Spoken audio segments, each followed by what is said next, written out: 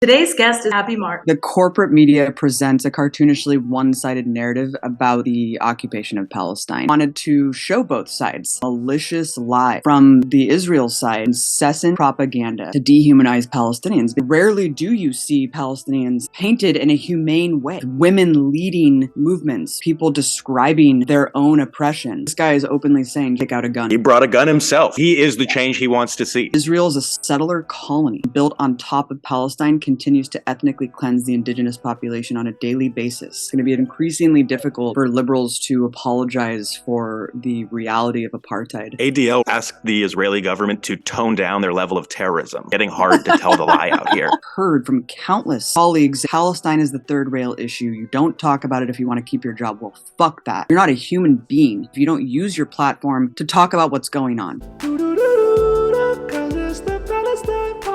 Hello and welcome to episode 77 of the Palestine Pod, the weekly podcast where we break down the latest headlines dealing with Palestine from all over the world and bring you stories, commentary, and interviews with the aim of supporting the Palestinian struggle for justice and equal rights. I'm one of your hosts, Lara E. You might know me from Instagram as @GazanGirl, and I'm joined by my co-host, Mikey B. What's up, y'all? Mikey B on TikTok, Michael Schertzer on Instagram, and you can call me Mikey Intifada if you've said something like, are you even serious about peace if you haven't murdered a journalist? Before we get into today's episode, please like, comment, and subscribe if you hang out with us on YouTube. If you're listening on a podcast app, subscribe and leave a review. As always, you can find our full episodes and sources on PalestinePod.com. And if you want to get involved in the conversation, reach out to us at PalestinePod@gmail.com and give us a follow on Instagram @ThePalestinePod. Find us also on Patreon, where you get early access to the Palestine Pod episodes, an additional 1 to 2 podcasts per week, including our latest podcast, the Patreon Pod. It's a little more laid back. We talk politics, Palestine, pop culture, and get a little more personal. We're also hosting our monthly Zoom happy hours with our Patreon subscribers only. So really exciting stuff. Check us out on patreon.com/PalestinePod. Today's guest is the brilliant Abby Martin. Abby Martin is an American journalist, show presenter, activist, and artist. She helped found the citizen journalism website Media Roots and is the host of the investigative documentary and interview series, The Empire Files. Abby has been involved in numerous film projects, including producing the recent feature documentary, Gaza Fights for Freedom, and she's currently producing another feature called Earth's Greatest Enemy. Abby has been a supporter of the Palestinian struggle for liberation for many years now and has reported from occupied Palestine on numerous occasions. She's also no stranger to the Palestine Pod audience. We've received more requests to host Abby Martin than probably any other guest. So we're so grateful to have you here. Abby, welcome to the Palestine Pod. Thank you so much for having me, you guys. It's an honor to be here. Let's jump right into Gaza Fights for Freedom. I actually rewatched it yesterday because I wanted it to be fresh in my mind. And I had some time to reflect on the story and the way that you wrote this documentary. Because you wrote, you produced, you narrated. I mean, this is really your baby, right? One of the things that really stood out to me was the way that this documentary serves as this perfect rebuttal to the barrage of lies and dehumanization and racism and misinformation that we see about Gaza, but about Palestine more generally in the mainstream narrative. This documentary serves to just correct the narrative. And I really thank you for that, because for people who are looking for good information on Palestine, if they turn to the mainstream media, they will unfortunately leaves a lot to be desired. And they'll leave confused, and they'll leave without really any indication of who Palestinians are, why they're upset, what their lives are like. And yet these are the essential questions that we really need to understand. Can you maybe walk us through why it was important for you to structure the story in that way? And was it in your mind, this need to correct the mainstream narrative on Palestine? Thank you so much for watching it. I know it's a tough watch. The corporate media presents a cartoonishly one-sided narrative about the occupation of Palestine and presents it as a conflict, right? A conflict between two equal warring states over political and religious differences. And it's completely insulting and very confusing for people. And a lot of well-intentioned people, too, who don't understand the obvious truth and the history. So with the film, I wanted to show both sides. I did show both sides, and that's why you see the malicious lies from the Israel side that is just incessant propaganda to dehumanize Palestinians, because essentially that is all we see from the corporate media. All we see is this one-sided narrative. And so I wanted to show that narrative, and I wanted to show it debunked by Palestinians themselves in a humanizing way, Palestinians leading the footage themselves, because, as you know, I mean, I was banned from entering Gaza. I was called an Iranian spy, a propagandist from the Israeli government. So I was not able to get into the besieged area, which is why we hired videographers to direct that footage with me directing the actual interviews. But they themselves filmed what they wanted Americans to see.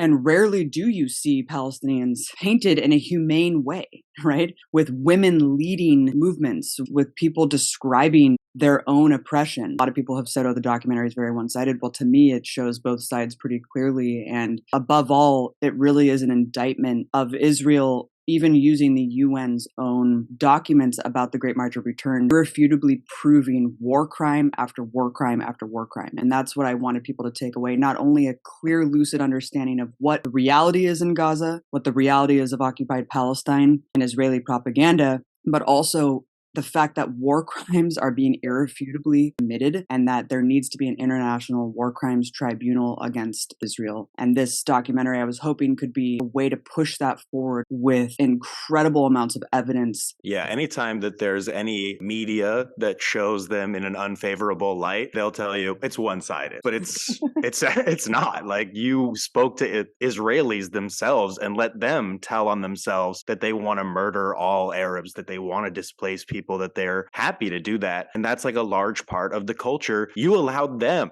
to say it. And isn't it a neat trick that it's a whole government full of spies and they accuse you of being a spy? Isn't that nice? Isn't that nice? Yeah, and we always hear, oh, it's the Palestinians who want to commit genocide. They want to kill all Israelis, and that's why we have to keep them besieged in this open-air prison and caged like animals and occupied in this brutal way. But it only takes 5 minutes to go and speak to Israelis themselves. Let them tell the story. Why is it? You have to ask yourself, why is it that we never hear from just average Israeli citizens on the streets about what their ideology is? It's always just sanitized and painted through the lens of kind of this liberal whitewashing campaign in America. And that's very purposeful. Or even just like they have like super polished murderers who are like really comfortable about talking about murder. I mean, look at the recent election results. My God. I mean, this is going to be the most far-right coalition in power. And I think that really says it all. It's going to be increasingly difficult for liberals to apologize for the reality of apartheid. They'll still do it, though. They will. Ridiculous that Netanyahu's like coming back. I mean, good God, with this other crazed fascist now taking a cabinet minister position. Yeah, that party, the Religious Zionism Party, actually is a Nazi party. We covered it last week on the pod. Horrifying. Horrifying. I mean, this guy is openly saying just kill, like take out a gun and just shoot Palestinians. He brought a gun himself. He is the change he wants to see. Yeah, even AIPAC and all these other, extensions of the Israeli lobby have made statements in the past, not because they care about this guy really being a part of the cabinet, but because of how it will look the Western world. They were very concerned about him taking an official position, and it's going to be really hard to spin that. But like you said, they're going to do it anyway. The ADL asked the Israeli government to tone down their level of terrorism because it's getting hard to tell the lie out here. And not make this shit up, man. Oh my God. I know. I wish I would have written that. Michael was referencing your video where you actually go into the streets of occupied Palestine and you talk to Israelis, which produces some very scary results. And, it's not the first video of its kind. There's actually other reporters that have done this, but they all seem to share the same consensus, which is that, you have ordinary people, young girls giggling about killing all the Arabs. The word carpet bomb was used when you interviewed civilians about what should be done with Palestinians. Suggestions like deport them all. This land is all ours. But even in the documentary, you do also show both sides. You show the Sidero cinema. You show where, Israelis sit on the hilltops and watch the bombs drop over Gaza. You show videos of Israeli official after Israeli official blaming the number of deaths of Palestinians during the Great March of Return. And those deaths included numerous children, young women, medics, journalists, etc. Israeli officials blame that on Palestinians themselves, right? So this notion that we're responsible for our own deaths, and whether it be because we are just a people who love death and, we walk into the bullets or acting as human shields because our families send us to die, all of these super racist notions that fly in the face of humanity in general, there is no attempt by Israel to actually engage with the merits of our grievances. There's this cruel siege. We're put on a calorie-restricted diet. There's no electricity. Israel has bombed most of the water sanitation plants in Gaza. They've made Gaza unlivable by all standards. And yet, when we attempt to organize, to resist against these cruel conditions that are created, the political choice to make Gazans and Palestinians live in this way, when we resist against that, oh, well, we just love death. It's probably the most grotesque dehumanization of caricature of like any peoples in the world. And the fact that this propaganda has been so permanent, you know, you look back at like war propaganda justifying massacres and genocides, and the human shield narrative continues to get resurrected over different generations, and the Palestinian human shield narrative continues to persist. And it's just absolutely horrifying because it's like you said, I mean, it's so contrary to just human nature and basic human dignity to actually say that people worship death and they are killing themselves. Oh, how could they do this to themselves? You know, you have Israeli officials being paraded around mainstream media, liberal entities like MSNBC and CNN saying, look, Hamas and all these children are being sacrificed by their parents, being thrown in the line of fire. It's such a racist trope about Arabs and Muslims. Talk to any Palestinian. I mean, of course they share the love for life. Like, I mean, it's just horrific to actually just paint with such a broad brush of people and just say like, oh yeah, no, they worship death. No, these people are being driven to extreme actions because they're caged like animals. And back in 2018, when the Great March of Return started, and, you know, I'll never forget that horrific day where 62 Palestinians, unarmed, were mowed down by Israeli snipers hiding like cowards, just picking people off one by one through sniper scopes. And we were told that this was some sort of mass suicide, this mass sacrifice. I remember the next day, the New York Times headline was, Israelis reflect. I hope every bullet was justified. I mean, I cannot remember any other instance where 62 people are mowed down by sniper fire and this apologia, actually blaming the victims for their own mass death, is constructed in the media at a time where we're supposed to be, you know, pretending that our foreign policy is based on humanitarianism and human rights and democracy. It's insulting to our intelligence. You know, I'll never forget when I spoke to the Palestinian videographers who I collaborated with to do this documentary, and I always tear up when I talk about this because it's just so obvious and so heartbreaking that the message that they wanted to send to Americans is that we love life and that we don't want to die. And it's just obvious and insulting. This is horrifically wrong, what is happening to these people. It's a lot to basically have to explain that to people, that these people deserve to live. Like most false narratives, it's a projection because Palestinians are not the ones signing bombs as children. The Palestinians are not the ones who grow up going to like military expos where they can load a clip by the age of 7. It's a military worship culture in the occupation. They love death. They murdered Shireen Abu Akleh, and now they're talking about, we know who did it and we're not going to prosecute them because that's what we do. It's a society that is built on murder, encourages murder, and incentivizes murder because you become like a hero. Yeah, I mean, here we are learning still about the horrors of colonialism and genocide of native peoples in our country, what a stain it is on our record, and, you know, reckoning of land rights and land back and the recognition of indigenous peoples and who was here first. And here we are just unequivocally supporting a settler colonial state that is engaging in genocide and the expulsion of native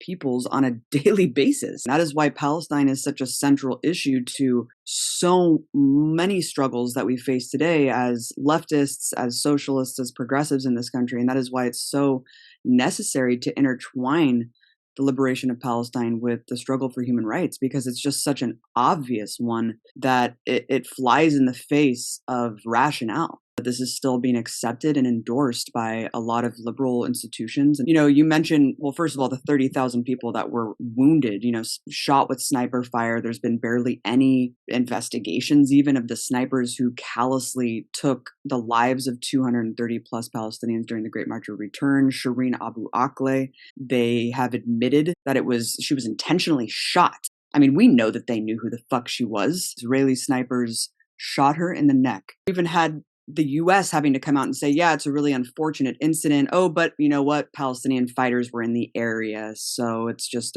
one of those unfortunate things. And this is the attitude response from US politicians. I mean, I think they shot her intentionally. And I think the evidence is there to prove that. There's so many people. I mean, I think Razan al-Najjar, it's the same story. They knew who she was. They hated her. They intentionally killed her. And you see US officials coming out and saying, yes, turns out after months of denying or weeks of denying this, yep, it turns out that she was indeed shot by Israeli snipers. This is still the response, right? This callous disregard for accountability and just complete impunity that's given to Israel, even in the case of a revered journalist. Yeah, I want to say thank you because you are one of the only people who pushed back against a government official who was trying to pay lip service when we all knew what was going on. And you've consistently been that for our generation. And so I just want to say thank you for your position in the work that you do. Thank you so much for saying that. That's very sweet. And it's really insulting to see figures like Secretary Blinken bemoan the suppression of human rights and democracy in places like Nicaragua and Cuba, while its two largest allies are brutal theocratic dictatorships who are suppressing millions of people's basic human dignity and rights and journalistic freedom. I mean, it's truly beyond the pale that this is where we're at, and this rhetoric is still allowed to fly. Going back to your documentary really quickly, when you're standing on the streets of occupied Palestine talking to people who are like, the only way we can deal with this is to carpet bomb Gaza, what are you thinking in that moment?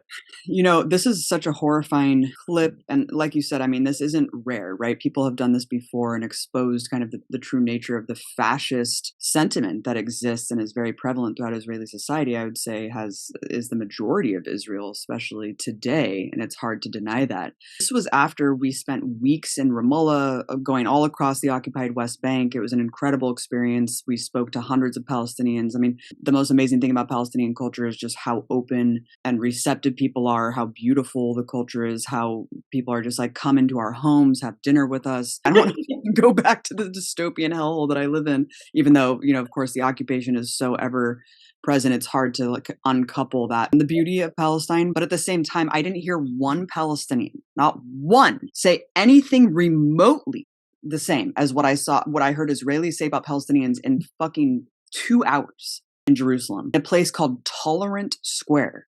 I mean, I would talk to Palestinians all day about what, people who were the last house in a village that was being encroached by settlers that were terrorizing them on a daily basis, throwing rocks in their homes, attempting to firebomb them. And they just said, why are they doing this? I just want to live in peace. There's so much empty land. Why do they have to move right on top of my village? We can live in peace, but they won't let us. Then you go to Jerusalem. We went to a place called Tolerant Square. I shit you not, in Jerusalem for about 2 to 3 hours.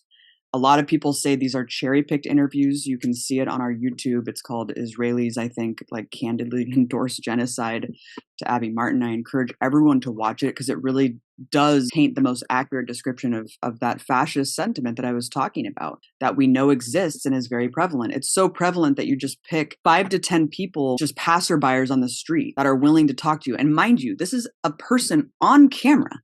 These are people endorsing these views on camera to an American audience. That's how proud and gleeful they were to describe what they think about Palestine and Palestinians and the genocide that they're endorsing. And so that's why it was so shocking. It's not like I had a hidden camera being like, oh man, this is fucking crazy what these people really think behind closed doors. No, this is what they are willing to express to Americans. It's just that our media sanitizes these views. So 5 to 10 people, all of them were ready and willing to speak. This was over the course of just a couple hours. And every single person endorsed genocide, ethnic cleansing. The one person who said that they were considered a leftist, which they said was actually a slur in Israeli society, they just said the occupation should be more humane. That's what it means to be a leftist. Leftism is a slur in that society, which inherently puts you on the right. Like the far, and the further you get to the right, the more leftist seems like a slur. It's truly incredible. I mean, to see little girls giggling, kill all the Arabs. And I was just like, I'm sorry, what? And that came through a translator, right? Or no, they said it in English. They said, and then her friend was just like, oh, like trying to tamp down on it, like, oh, maybe we should talk about this later. And she was just like, Right. I noticed that it seemed like one girl who was doing the translating was like, "Oh, maybe this is not the best thing to put on camera actually. Like what if we're perceived as the bad people?" and that girl, I think, seemed to have an American accent, so she probably knew a little bit more about like the perception that needed to be painted. But the Israeli girl was just like, fuck it. Like, I'm just going to go all in because why not? I mean, it was grotesque. I mean, one guy being like, carpet bomb them all. Another guy saying, yeah, no, give them a state.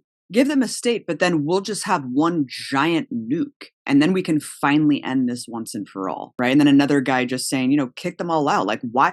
We want them all to leave. And that was probably the most humane response, other than the leftists, the so-called leftists, who said the occupation should just be more humane. It's a little bit brutal right now, but if we just make it more humane, then everything will be a-okay. Yeah, let's just like cut the wall in half, you know? A little bit less wall. Let's just have like a few less gates at the checkpoints, right? Come on, guys, we can all get along. I mean, the hardest part about doing that was keeping a straight face and like, asking people the most general questions, like, what do you think about the situation? Like, that's literally how vague my descriptor was to prompt people to just go all in fascist rhetoric. I mean, it was so alarming. I felt so disgusting after talking to these people. And, the only response that really people can issue is, okay, not only were they cherry picked, but, oh, okay, go talk to Palestinians. You'll get the same answers. It's like, bro, we did. Yeah. And no one said anything remotely as hateful as what these people said. Yeah, Palestinians are like, this is our shawarma recipe. You're welcome to some falafel. And Israelis are like, you gotta nuke them. You gotta nuke them. And it's like, okay, I don't think you guys understand how nukes work. Like, you're so close Right. that you're nuking yourself. It's so bad. And you see this reflected in polls too, right? Like, this isn't just some coincidental sampling that just happened to be super fascist. I mean, polls across Israeli society endorsed the shoot to kill policy. They endorsed the besiegement of Gaza. They endorsed the occupation. Even though Bernie Sanders was the Jewish candidate, like, they were Trumpists. Friends going and doing man on the streets just randomly, and 99% of people were very, very strong supporters of Donald Trump. And I think that it's harder to explain the whole allegiance and alliance with Trump and Netanyahu and paint Israel as some sort of democratic, progressive society that's built on, human rights. And again, this is just becoming more and more difficult and paving more space for Palestinian rights to enter the conversation, I think. So can you take us a little bit through how you did this unlearning and relearning process when it came to Palestine? It's such a great question, I think, for everyone, because everyone has a different story of when like the propaganda became so obvious and that it was just impossible to see it from any other side, really. And I think for me, it was always in the background. And this is the thing about painting Palestinians as terrorists, especially when you grow up in a post 9/11 world.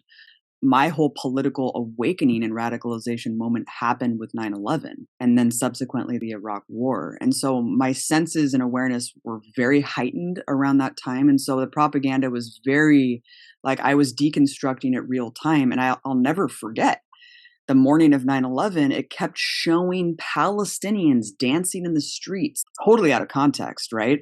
And it just kept painting them and conflating Palestinians as somehow connected to the 9/11 attacks. The morning of 9/11, you had the prime minister talking about, now you're going to understand what the war on terror is, making it synonymous with Israel's plight, right, against their fight against terrorism. And so it was always in the background. And I think to this day, you'll talk to people who still somehow construe Palestinians as complicit in 9/11, as related to the 9/11 attacks. It's really fascinating how poignant that propaganda was to plant the seeds from that point forward of Palestine and Palestinians as part of the war on terror. The more you become aware of US imperialism and tying it into empire and how all of this is just falsely constructed to gain hegemony across the planet, especially in the Middle East, you start to understand the role of Israel. But for me, it became completely impossible to ignore. Two moments, I would say, were really groundbreaking for me. I would say the flotilla raid,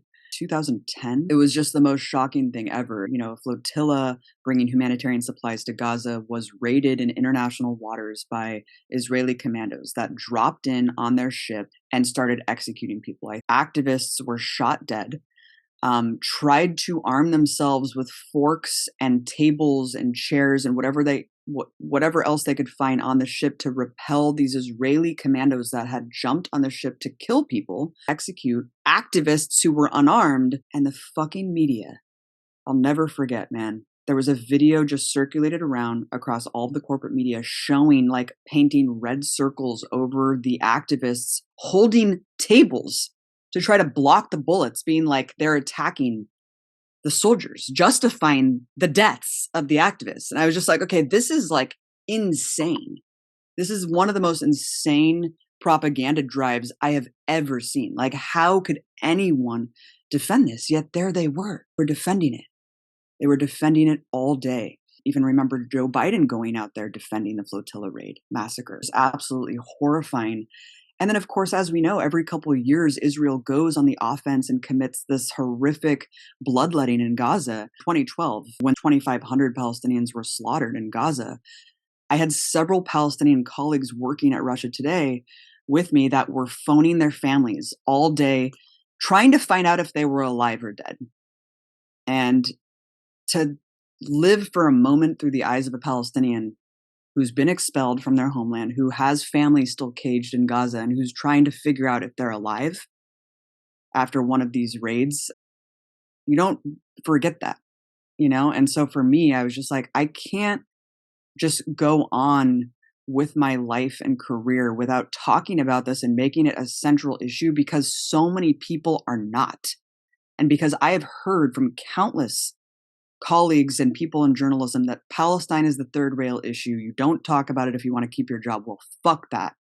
Because you're not a human being if you don't use your platform to talk about what's going on. And so I made that decision at RT. I talked about the war crimes that were happening. I remember I even had an argument with an Israeli government official who was just like, come to Israel, and you'll find out the truth. Well, I did.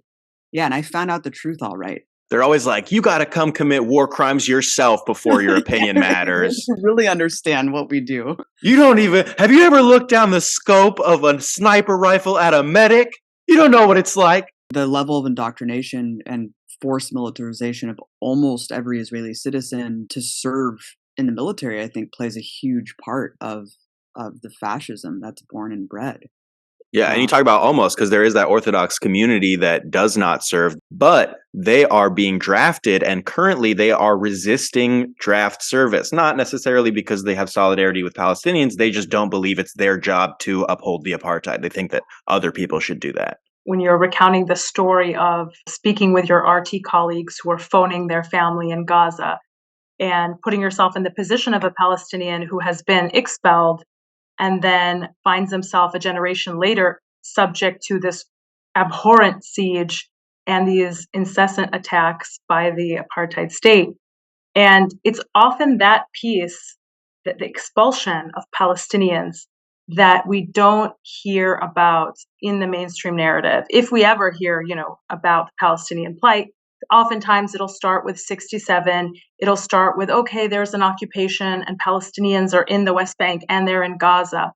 But we don't often hear that Palestinians were all over Palestine, that Gaza is where many Palestinians whose villages and towns and cities were completely destroyed by Zionist gangs were then expelled too, and how most of Gaza's population is a refugee population from areas that are now considered Israel, hence the Great March of Return. And then the continuation of the ethnic cleansing that has gone on for the last 70 years. We talk about the village Hajj in the documentary. You mentioned Stair Road, I think a lot of people know, who are peripherally paying attention to the situation, know that groups of Israelis gather to lethally watch the bombing of Gaza and bloodletting that takes place up on their settlement on the hill, eating popcorn, drinking beer, watching bombs fall onto Gaza. Well, a kind of dark undercurrent of that story is that this, of course, they're sitting on top of an ethnically cleansed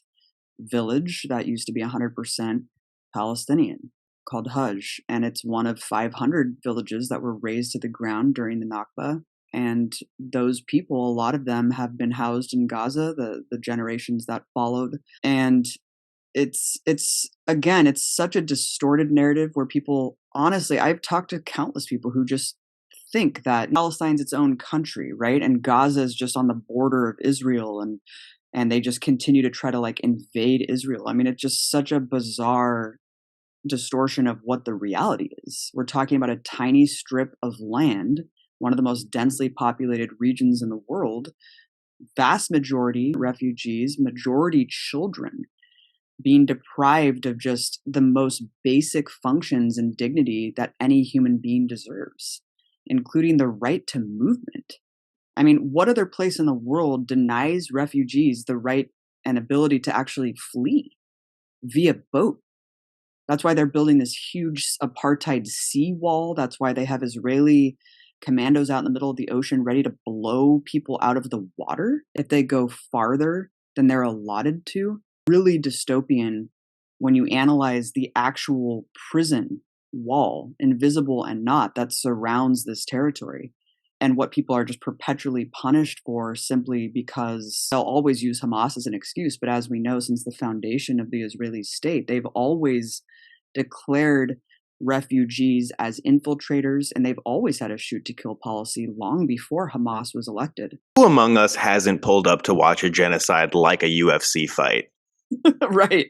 You bring the couch, I'll bring the beers. So, if you're speaking to an American audience, Abby, what do you think is the single most important message from your perspective as a journalist and as somebody who's watching this from the outside to convey to Americans? I think the most important facet to explain to an American audience is that this is not a conflict between two states. This is an occupation, and this is a besiegement of a land brutally suppressed, right, by a more powerful entity. Israel was a state that was created on top of Palestine. This is not just two warring nations that are fighting over political and cultural and religious differences. And you see this narrative painted not only in conservative right-wing media, but in places like West Wing. I mean, countless documentaries and political films that come out every year about Palestine or Israel painted in this way, that it's just two nations that just can't get along, guys. There's never going to be peace in the Middle East because Palestine and Israel are just going to have this perpetual conflict over religious differences. It's cartoonishly false. Israel is a settler colony that has been built on top of Palestine, continues to ethnically cleanse the indigenous population on a daily basis, and continues to take more and more and more land, atomizing what we were told is the path to peace, right? This so-called second state. And Palestine has already been atomized. I mean, Gaza is totally separate from the West Bank, which is being dotted by settlements and being taken over every single day by illegal settlements. All of this is illegal under international law. But again, like, for this progressive kind of sentiment to be taking over in America about the recognition of our genocide of Native peoples, and to not understand how the same thing is happening now and continues to happen, backed by our tax dollars on a daily basis, that's the most obvious truth, right? And I think it's the most difficult pill to swallow, because I don't think we're going to reach rabid conservative right-wingers who don't give a fuck about human rights. I think that our intention here as a movement for Palestinian liberation, and especially as white allies like me who have the privilege of being an American citizen, I think our goal is to reach progressives and liberals and reach their heartstrings and say, look, this is the same exact thing. How can you support this? How can you call yourself progressive if you support settler colonialism, if you support ethnic cleansing? It does not make sense. And I think that that's happening more and more. And that's why at the end, Palestine will be free and Palestinians will win. Damn, that's going in the promo for sure. You just cut a WWE style promo. Like, I smell what you're cooking, Abby. Gotta have hope, man. I mean, it's true, dude. Because they can't win. They can't win the argument. I want to just switch gears and talk about your favorite memory in Palestine. I mean, Palestine is the most amazing place that I've ever been. It's the most beautiful place I've ever been. And the people are the most hospitable, heartwarming, and loving culture I've ever experienced. And I've traveled a lot of places around the world. Of course, I think it's difficult to uncouple the brutal reality of the fact that there's a military dictatorship and occupation happening. And it's very hard to remove that obvious looming reality over what you experience in Palestine. But there's so many beautiful things that have happened and that I experienced being there despite that. I think one of the most inspiring stories is a place that we went to called Sebastia. It's a hub of the PFLP.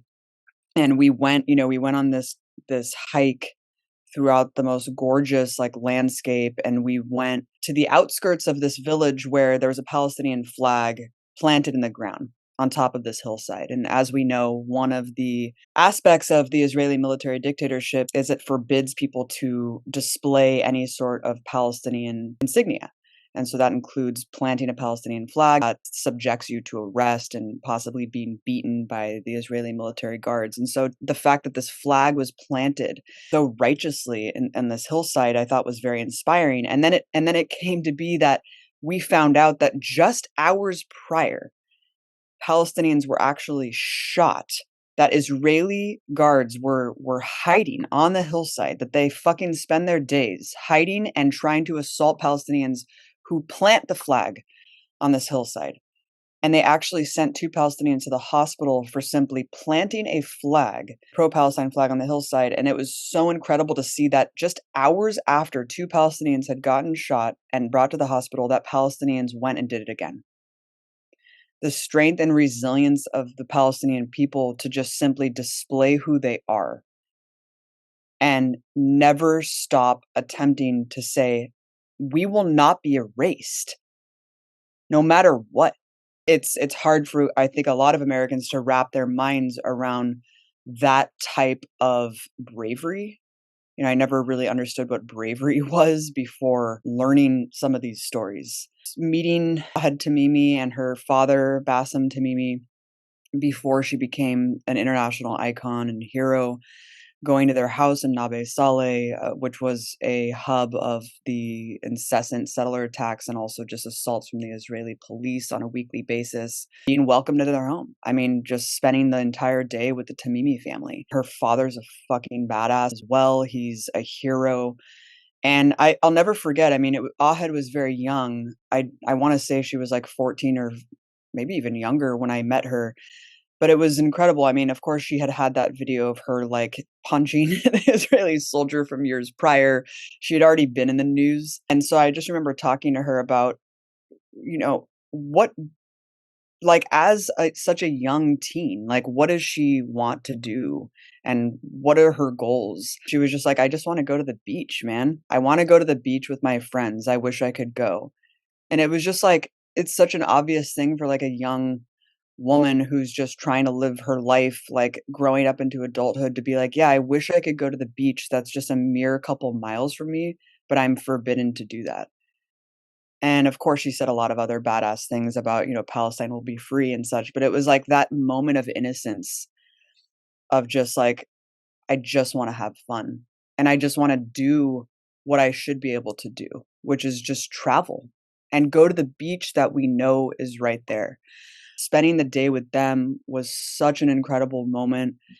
I remember, Nablus was really amazing. We stayed in Ramallah for about a month, which was just incredible because a lot of journalists will go and report on Palestine from the comfort of 48. For me, going into actual 48 territory was pretty a sick experience. The only things that I did were talk to those Israelis for the man on the street interviews, and then also go to an anti-refugee rally where people were literally calling to kill and expel refugees. And so it was just such a gross experience. I couldn't wait to get the fuck out of there. I didn't want to spend $1 within 48. And so it was amazing to just spend the entire time in Ramallah, be traveling around, experience the richness of Palestinian culture, walking through the Muslim quarters of Jerusalem, going into random stores and basically feeling like the biggest celebrity in the world because almost every Palestinian had seen the rant that I gave on RT during the 2014 massacre. And they're like, I know you, like, thank you for speaking up for us. And it was just shocking because I was like, oh, that's how rare it is for an international journalist to speak on behalf of Palestinians. It was an incredible moment of realization, like, holy shit, like that's actually crazy that so few people speak out, just make these declarative statements that we all know are true, right? Because they tiptoe around this issue so much. You just want to stay. You just want to stay and you never want to leave, but you know that when you leave, you might never be able to come back. And like I said, later I found out that I was indeed banned. Oh yeah, that documentary will get you banned for sure. That's Which good is so work. heartbreaking. That's actually the hallmark of a good journalist, though, is that like you did such good reporting that they're like, we could never let her back here. We're such a democracy and we encourage free press so much that we're just going to ban journalists who are critical of us. It's really devastating though to know that I'll never be able to get into Gaza and like meet my friends there and really see the beauty of and richness of the culture of people who live there and the love that they emanate. Inshallah, one day you will. Thank you. Yeah. I hope. In BDS news, there was a recent update to the Georgia lawsuit where you challenged the state's anti-BDS laws and came out victorious. Can you let us know what's going on with that? There is a concerted effort to stymie the advancement of Palestinian rights, Palestinian liberation, as it becomes more popular, as the issue becomes more widely understood in this country. And so you've seen not only attempts to conflate and actually change the term anti-Semitism to actually anti-Zionism, which is very insulting. But as you see more American Jews and Jewish organizations standing up against the occupation and apartheid nature of Israel, the establishment is running very scared. And I think to stop what they know will inevitably be the fall of the apartheid state of Israel, which, likens to what we saw in the apartheid fall of South Africa, they have tried to criminalize BDS activism across the country. In fact, I would argue it is the most policed form of activism, and pro-Palestine speech is the most policed and criminalized speech in the entire country. Which is ironic because we hear all the time from conservatives bemoaning cancel culture and free speech and, all these issues on college campuses. It's very underreported that Palestine speech is actually the most policed and criminalized. And that is really exemplified through these anti-BDS laws, where in over half the states in the country, actual state legislatures have put into law that you need to sign a pro-Israel loyalty pledge in order to work as an independent contractor in the state of Georgia, Arkansas, Texas. I mean, the list goes on. And they have basically undermined the First Amendment by allowing a foreign country to subvert our First Amendment and constitutional rights by saying, yeah, you have to pledge loyalty to a foreign country in order to work. This is, anyone who's an independent contractor. So someone who's a construction worker, someone who's a substitute teacher, the list goes on and on. For me, I was slated to give a speech in Georgia at Georgia Southern University about media literacy. It wasn't even about Gaza Fights for Freedom. It wasn't about Palestine.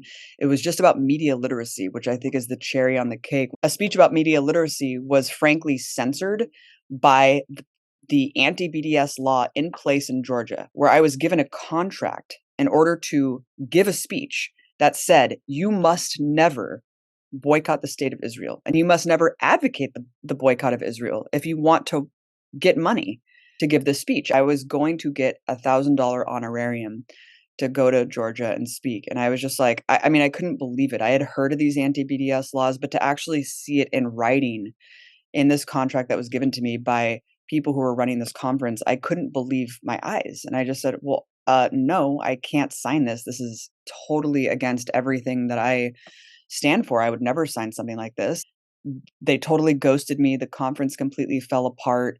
And I just felt totally helpless. I was like, I can't believe that this happened. I felt like I had no voice to fight back. And luckily, CARE and the PCJF, two incredible civil rights advocacy groups, took on the case, reached out to me after they saw me writing about this, and they said, let's fight back. We have a case here.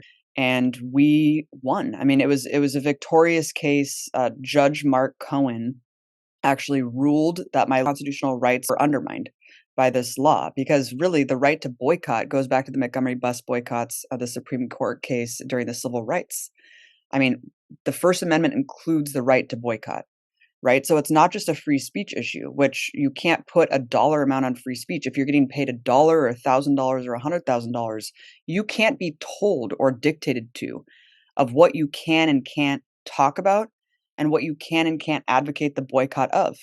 That is just part of our fundamental civil rights in this country that has been enshrined by the Supreme Court for decades. A judge declared that to be true, and he followed suit of several other judges across the country. I think there had been 4 or 5 other cases that were challenging these anti-BDS laws in Texas and other states, and every single judge ruled it to be unconstitutional.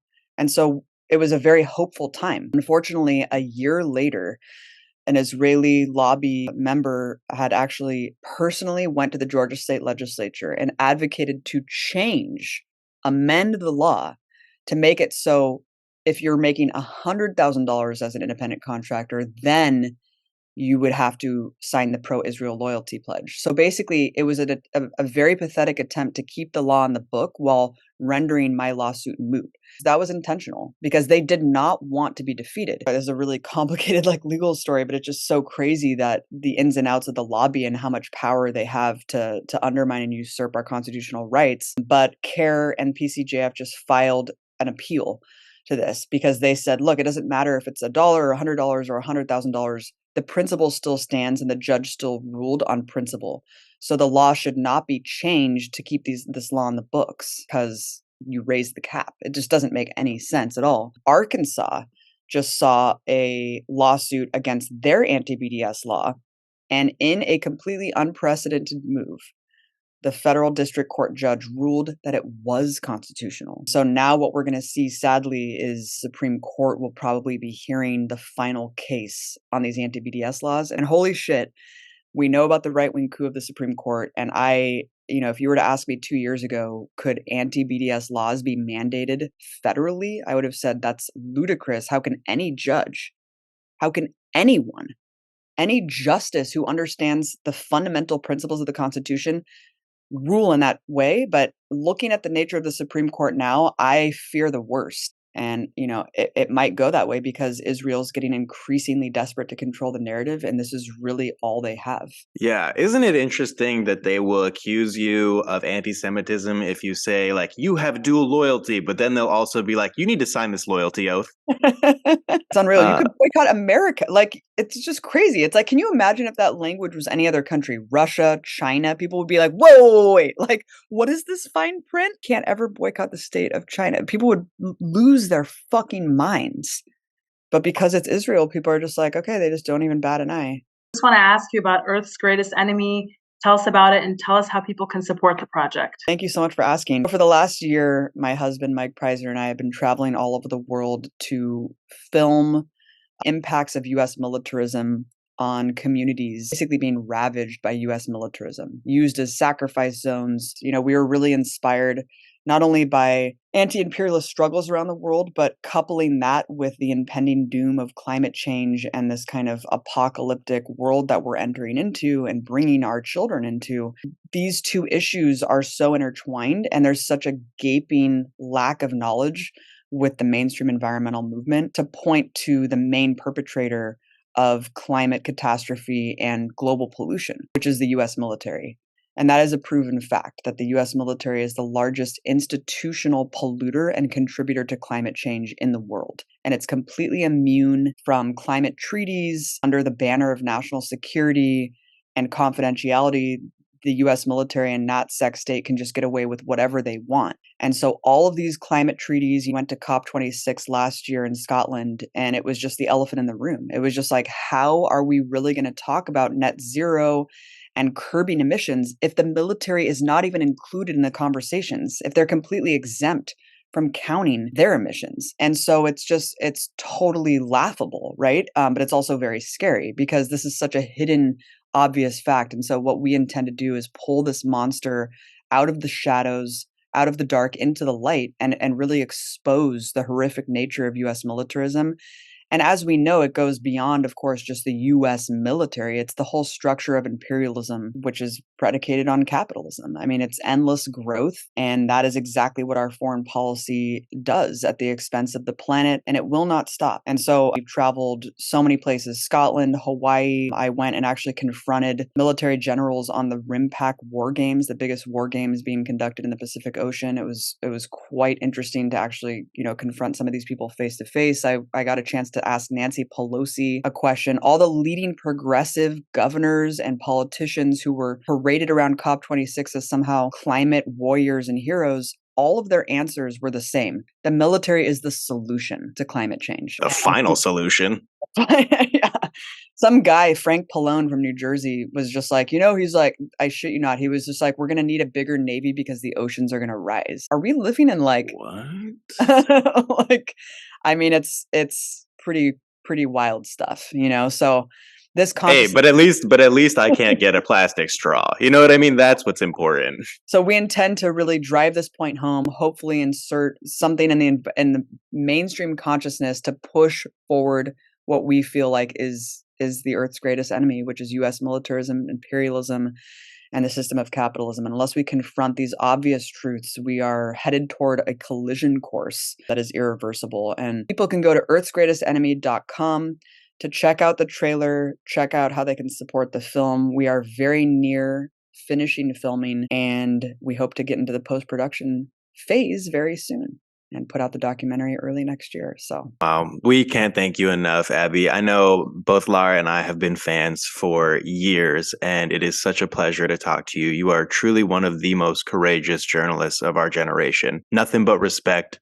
Thank you so much for your work and your time. Thank you so much. You guys are awesome. I really appreciate you having me on, and I really appreciate your work. This podcast is really great, and you guys are fucking awesome, man. Thanks so much again. Thank you so much. Everybody support Abby Martin, support Empire Files, support this new project, and we'll always be fans. Thank you all so much for listening to another episode of the Palestine Pod. Go ahead and check out our full episodes and sources at www.palestinepod.com. Follow us on Instagram at @thepalestinepod. Send us an email at palestinepod@gmail.com, and look for us on Patreon. That's been another episode of the pod. Thank you all so much for listening. Have a great day. Man, I stuck that landing, but I was nervous around you, Abby. I'm not even going to lie. I was like, I hope I do it well. It's my podcast.